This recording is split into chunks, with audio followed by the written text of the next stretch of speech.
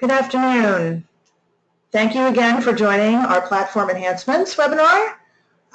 We are excited to bring some of the upcoming enhancements to you and do a refresh on some of the ones that we've released.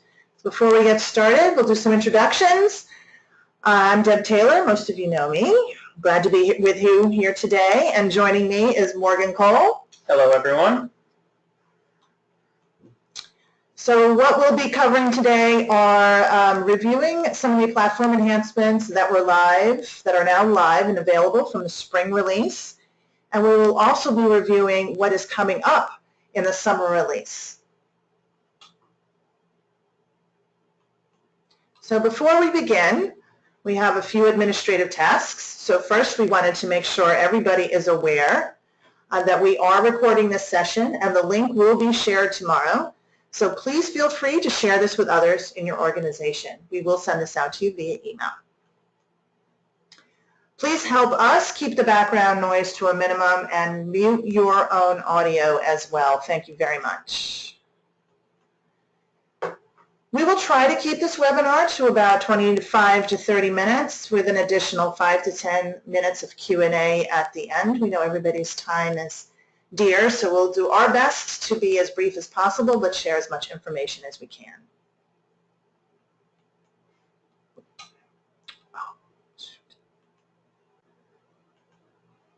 In addition, if you have any questions, please use the chat box.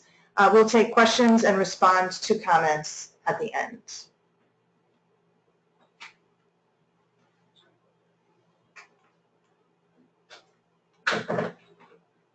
So first we'll start with Emma. Most of you are aware or had heard us talk about our new email marketing feature that we integrated. This is now available in your platform. If you have not received an administrative login or need some additional training, please contact me and Morgan, and we will get you set up and walk you through some of the Emma training. We're happy to do that. But we'll catch some highlights here, and then we'll move on. So with Emma, one of the big things that you will immediately get is a dashboard for aggregating your email marketing statistics, which is like an overview of all the emails that you have deployed. That will include your open rate, your click rate, etc., to a dashboard of all your activity. You can, with Emma, set targets for delivering the right message to the right audience at the right time. So you'll be able to create groups, think groups of people for targeting purposes, or you can create segments, which are targets based on data values. Those are more dynamic. So people, for example, who are active in the community or who haven't registered for the community yet, or live in a particular state or a radius within a zip code. Those are types of dynamic data or segments that you can create. Also with email marketing, you'll be able to create really beautiful email marketing messages, and you can kick those off by grabbing any one of the several hundred mobile optimized templates that are available in your email marketing suite of tools. You can grab them and then make any changes as you see fit. You can also start with a blank slate and grab the toolbox features that are in the left and drag them over to do a layout of your email marketing message as you so desire. You can drag and drop and then upload images and other content to create a really great designed email message. Including with that are your social icons, so no more dragging and dropping each little social icon that you need to put in there. You can grab the library of icons that you like and it will link to your particular social media. But not only emails, with the email marketing tool with Emma, you also can create a landing page for your email marketing messages. So with the same toolbox that's available to you on the left, you can also drag and drop and create a one-page landing page that can correspond with your emails. So why would you want to use a landing page? A landing page can be used to convey some additional information before you link them to your community site, or other pages. And for a great example of this is when you're launching your mentoring program. Maybe there's some additional pieces of information, rules of the road, or things you'd like to convey before they go and create their mentor profile or search for a mentor, and you can do that with a landing page. It will have a URL, and you can link to that from your email marketing message or really from anywhere. Another thing you can do on the landing page is when you put in your navigation, you can have your users download a PDF or navigate to anything else. So there are those opportunities with landing pages to create a pretty active and much more detailed piece of information other than putting that all in your email. With every email, there are comprehensive analytics, so you will see your open rate as well as the total number of opens, clicks for any links, delivery statistics, opt-outs, anybody who shared through social media. You will also be able to determine how they're reading your email. So why would that be important? In this case, there's more desktop than mobile. My guess would be that most of you will see at least 50-50 on the mobile versus desktop, or even more depending on your audience for mobile. What that will do for you is give you a quick check on the construct of your email, especially when it comes to text, and that will enable you to then maybe make your verbiage a little more concise, thinking about people when they're reading it on a mobile device. There's also the heat map here that gives you a little bit sense of where people are clicking. So it'll light up and you can see where people are clicking on your email. In addition to those comprehensive analytics, you will get details on the activity or actions taken by your recipients. Every action will have details: who opened it, who clicked on it, who opted out. And for every one of those groups, you can save that as a segment. So if you needed to do a follow-up message to everybody who opened, you can send them something different than those who perhaps clicked, you can absolutely do that. And for those, and you also can do automated messages. Now this is great for those sequences that you may repeat all the time. For anybody who's seen the walkthrough with me, I often talk about creating a welcome series for new activated profiles. This enables you to craft several messages and set it and forget it. So you can determine who should receive it. You can identify why they should receive it. You can determine what the messages are and then what the timing is. It really enables you to get out of the recreation, do it once, and let the tool do it for you. But not only are all those things in Emma, but with the integration, we bring some of those displays or those results back to you in your 360 platform. So when you select email marketing in your platform, you will not only be able to go to the Emma site, your Emma site, and craft your messages and your segments and so forth, but you will also get a comprehensive listing of all those emails that you have deployed with a brief synopsis of how many people they were sent to. You will also be able to see who opened, how many were sent, how many were clicked, and some high-level statistics. So you don't necessarily have to go all the way into Emma and deep dive to get a roll-up of that information. You will be able to get that right from your platform where you bring that back in from Emma. Okay, great. I'm going to take us through a couple of the recently released production items, development items rather, and some of the upcoming items. So first up, we've got multi-language support. We've added currently to everyone's community the ability to turn on multi-language support with Spanish for the start, and any additional languages that you'd like to see as options, you can contact us and we can walk through the steps there. So multi-language support is at the client level currently. On the settings page, you can turn it on and off, and it will appear on the bottom, on the footer of every page within our community. Next up, so identify job types. So we've added additional criteria to job postings. You can capture job type, full-time, part-time, volunteer, internship, fellowship, and you can filter those by those new job type filters. We've added some more functionality as well within the filters. Users can now search by location. We've moved the filter to be the top left of the job board, so it's a nicer UX, a better feel. And it's just some added good functionality within the job board. And for those of our clients who don't use a job board, we've also added the ability to remove the job board at the client settings level. So just a quick tip on these additional options here. Think about incorporating or using the volunteer or option for those, especially for those volunteer type jobs where your students, if you have students that need to fill community service hours, this is a great way to move that out of email and bring it into the community and then drive everybody to the community to use the platform as well for those services. So another way to think about bringing parents and students into the community for those of you that have an aspect of community service hours. Good point.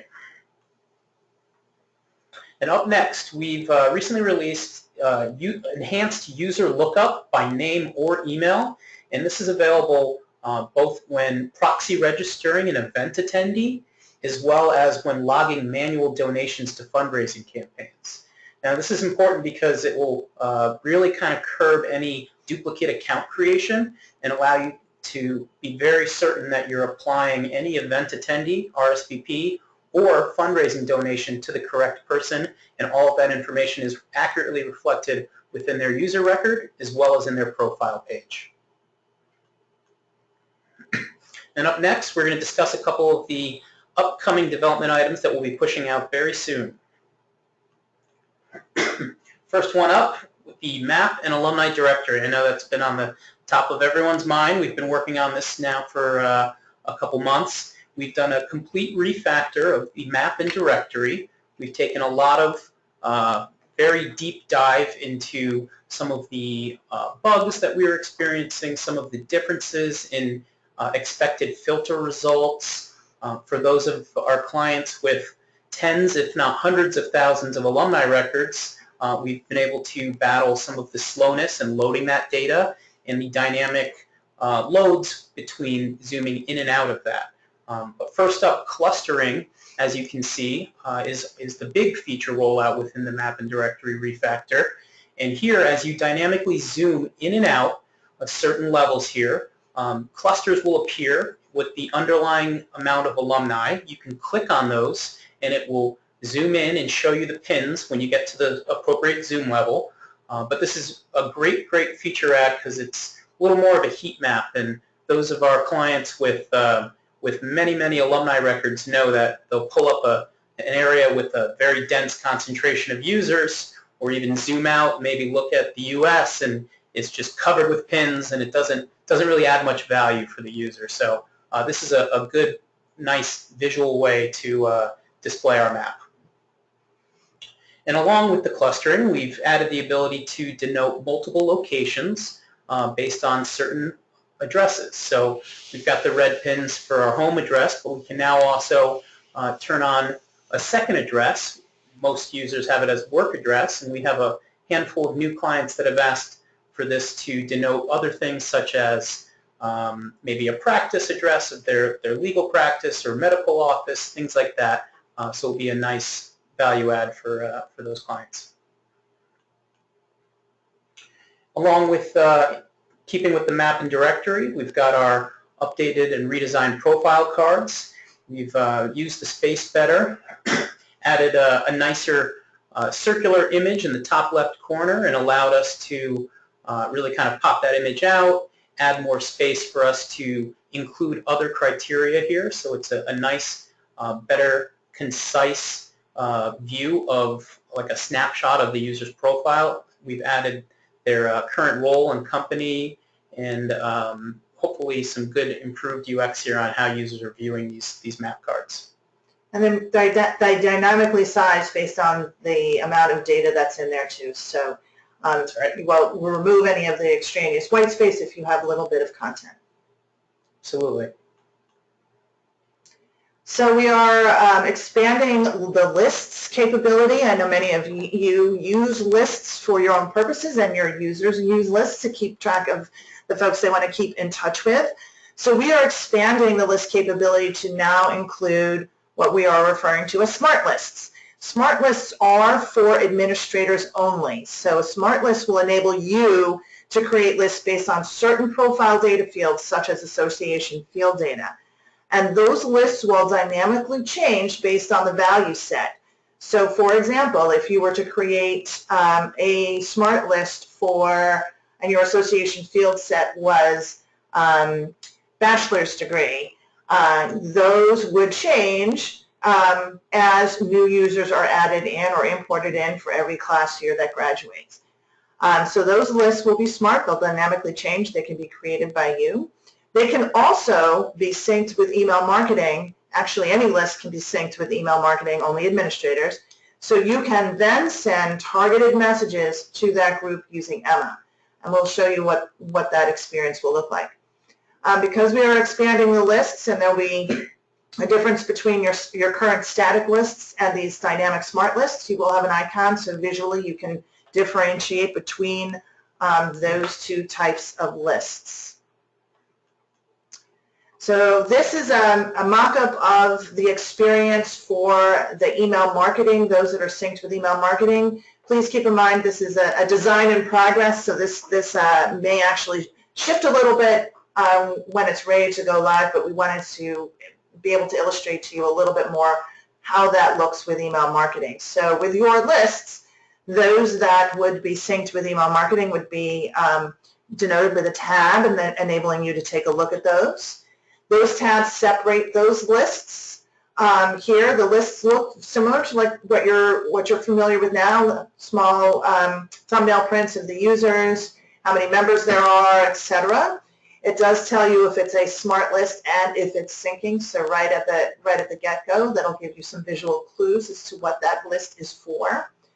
You also can then remove it from Emma. So once you look at that list and then you decide, I don't really want to be using that for email, you can take that out of email. And then when you do sync it with Emma, it will create it as a group. So you can see it here. That smart list will then be synced with email marketing. Along with lists, we're expanding groups. So we will now be expanding groups to incorporate a new feature in the groups called dynamic groups. Again, these are for administrators only. You can create them, and this will automatically assign users based on that association with you. So if your association is class year, for example, users that have that, or your alumni that have those class year in as the association will automatically be added to that group. You don't have to move them in anymore. You can set those dynamic groups up to automatically do that. So as your class years graduate and you create new groups, when you import that list to us and those groups sync up and you communicate that out to your new alumni, they will automatically have one group ready to go when they come in. It's great for organizations to create based on that affiliation, such as degree or school. I use class year as an example. So those are our main initiatives. This is a roll-up of them. There's a few additional ones that we will be releasing for summer of 2017. So just to review with the map, a number of initiatives there with pin clustering, with Zoom and Expand, and an additional pin to represent a second address, most often used as a work address. Redesigning the map cards for a better visual experience for users when they're using the map. Lists will be expanded to smart lists, as well as making lists available in Emma, admins only. Expanding groups to include dynamic groups, again, admins only. Then some additional features, enhancements for the summer release. For events, giving admins the ability to customize a block of content in the rsvp email. We know that a number of our clients have asked for that capability to customize that message. That will be in there. For custom fields, those of you that are using custom fields, you will have the ability to customize those tooltips. So if there's a particular instruction or information you wanted to communicate as it relates to how your users should be entering information into those particular custom fields, you'll be able to add those tooltips on your own. With the database, you can also create hidden fields. This is great for admins to be able to identify special users. Maybe there's a donor level you wanted to denote there, or a volunteer level that perhaps you didn't necessarily want to communicate to that user, but you wanted to use it for your own purposes. You can create hidden fields, or you will be able to create hidden fields in the summer release to do that. And the last element in our roadmap for summer 2017 is expanding social feeds. So you will be able to have, for those of you that have multiple Twitter and Instagram feeds, those can now be included. And then your users will be able to choose which of those feeds they would like to see when they come to the homepage. So really personalizing that homepage experience, but enabling you to have multiple social feeds coming in to the homepage of the community. So I think we've kept it to our promise, Morgan, to 25 minutes. We did pretty good. Good job. So now we'll take any questions. So for those that have any questions, feel free to put in any questions into the chat box, and we will do our best to answer as many as we can. And if we can't get to any questions, we will be happy to answer those on a one-on-one basis.